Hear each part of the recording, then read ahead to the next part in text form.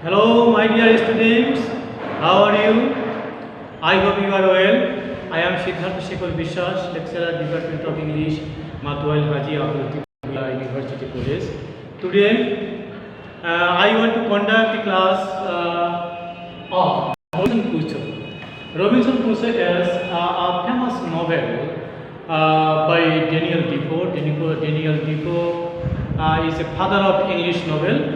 I have already described about Daniel Defoe in the previous class. Today I want to discuss about Robinson Crusoe. This novel is included with Restoration and 18th century fiction. This is PU Honors third year, Department of English. My dear student, I hope that you are very well and you are continuing to study in various subjects. Remember that you are the students of English literature, so you should be very careful about your study. Today I want to start my class. Daniel Defoe is a novelist of United Kingdom, English novelist actually, and this book was published in 23rd April 1719. It was published 302 years ago. Okay, 302 years ago. The first edition credited the work's protagonist Robinson Crusoe as its author, leading many readers to believe he was a real person and the book a traveler of true incidents. Epistolary, confessional, and didactic in form, the book is presented as an autobiography of the title character, whose birth name is Robinson Crusoe, a castaway who spent 28 years on a remote tropical desert island near the coast of Venezuela and Trinidad, encountering cannibals, captives, and mutineers before ultimately being rescued. The story has been thought to be based on the life of Alexander Selkirk, a Scottish courtier who lived for 4 years on a Pacific island called Mas a Tierra, now part of Chile, which was renamed Robinson Crusoe Island in 1966. Despite its simple narrative style, Robinson Crusoe was well received in the literary world and is often credited as marking the beginning of realistic fiction as a literary genre. It is generally seen as a contender for the past novel. Before the end of 1790, the book had already run through 4 editors and it has gone on to become one of the most widely published books in history, spawning so many imitations not only in literature but also in film, television, and radio. That is name is used to define a genre, the Robinson Crusoe.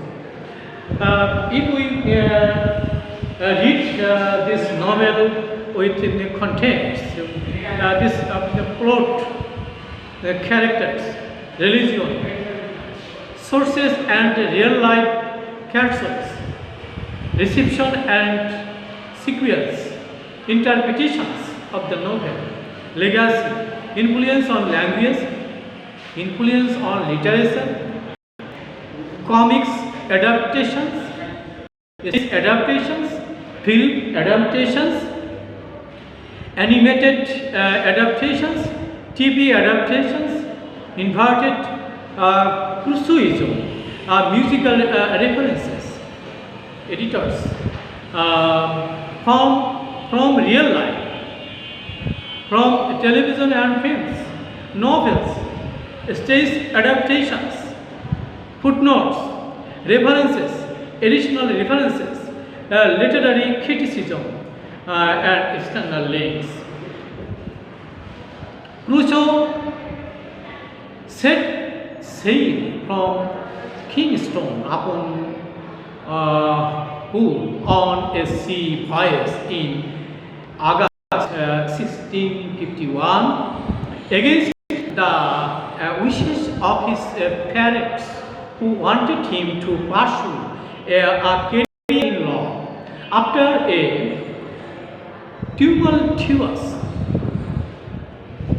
journey, where his ship is wrecked in a storm, his desire, therefore, the sea remains so strong that he sets out to sea again.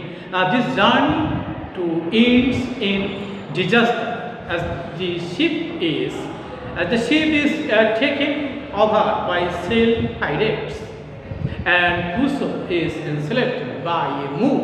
2 years later, he escapes in a boat with a boy named Jury, a captain of a Portuguese ship of the west coast of Africa, rescues him.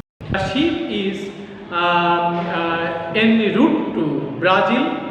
Crusoe sails Jury to the captain.